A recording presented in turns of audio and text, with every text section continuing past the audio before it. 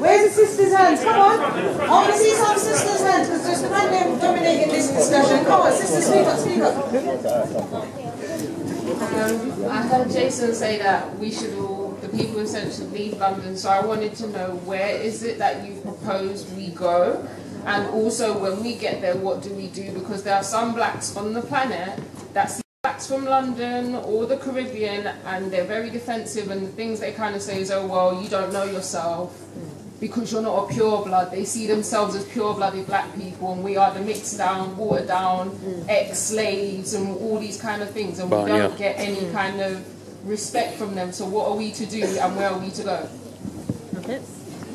Jason, you want to answer that one? Now, understand something. Her question kind of seems like it's actually asking, but understand that's another excuse, people. Where should I go if the people around me are not building? Well, I guess I'll just sit here and die. I don't care if you go to Taipei. I don't care if you go to Timbuktu. I don't care if you go to Never Never Land. You go to a place where black people are building, and if there are no black people building in that place, you be the one who is. But don't you stay in a place where people have resigned themselves to perish. I would rather see you get on a slow boat to China than to stay in London and wither on the vine with everyone else. So the answer to your question is pick a spot. Spin a globe and pick a place. But don't stay in a place where the people have resigned themselves to die. And there's one other thing I want to throw in here. Thank you very much for inviting the females here. Ladies, the men are the chief builders in a society. The men are, not you. I know that's going to offend a lot of people, especially after I played Madam C.J. Walker. The men are the chief builders in a society. And taking a look at the circumstances in London right now, it is clear your chief builders ain't built nothing. But there's a reason for that. Ladies, you are aiding and abetting them. Because if a man can get you into bed and he ain't built nothing, you are the problem. That's what I'm saying. I said it. I said it. I said it bare times. We got baby mamas from Sea to Shining Sea in America. Oh yeah, and in London too, as a matter of fact. So what does that tell me? That tells me plenty of non-builders are being rewarded with a woman's body. A man who isn't building shouldn't be able to get 2 slow loaves of bread to slap together, much less a female. Don't you let somebody sit up here and try to guilt trip you into accepting his dusty, broke lifestyle, saying, if you are a man who's actually building something, that you're a gold digger. That term is dead. You know why? Because the first requirement of calling a woman a gold digger is you have to be a man with some gold to dig.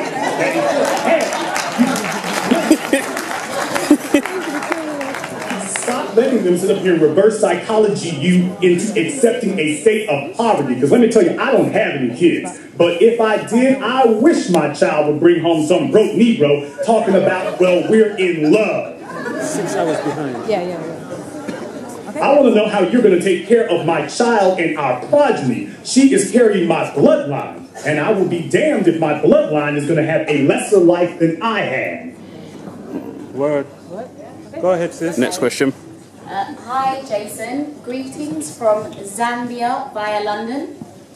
Black first, sister. Thank you. My question is, do you really think that we can build economically in a land that is not ours? Oh, please. I ask that because, like, for example, I got one word answer to that: Jews. They don't all know who they're Jews. Yeah, that's true. The answer is the question. Our business is right there. You show me one place on this planet where 4 Jews get together and they don't own everything. Show it to me. Show it to me. They don't make that excuse. You know why? Because they had the cattle cars come for them once, and they are not looking for the cattle cars to come back. So they don't make those excuses because they understand that if they accept poverty, it really will be annihilation. We haven't gotten the memo even after the plantations. That's the difference. As black people, you are supposed to own wherever your feet touch ground. Hello? Jason, I wanted to ask 2 questions. The first one is, how do you address change or challenge the mind state of black people as a whole so that they can come together as working as one? as a nation. The reason why I asked that question, it kind of goes into my next question, is because as I was coming up as a young man, I see a lot of my brothers. It's like it's hard for us to have anything where we can work together without there being some kind of conflict or mix-up or madness. And also you talk about death, like the way that black people be getting killed and nothing's not happening.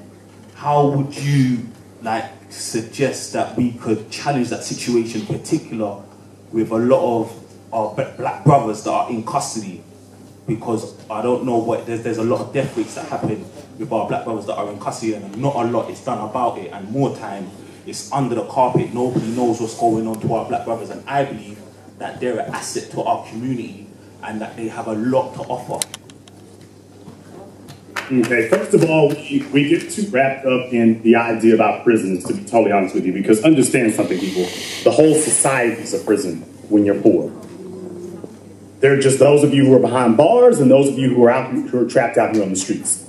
So I see the entire system as a prison until we are in charge, because you are subject to whatever they want to do. Please tell me, what is the difference between being a black man walking in San Quentin and a black man walking in Birmingham when the police show up? What's the difference? Tell me what rights you have that he doesn't have. I'd like to hear it. Okay, thank you. That answers that. Now, as far as change is concerned, understand something, people. Now, you all, when we say football over here, you understand it's slightly different than over there, but because you all actually play football with the feet, which is a novel concept. But in any case, understand something. You understand team. Manchester United, you understand team.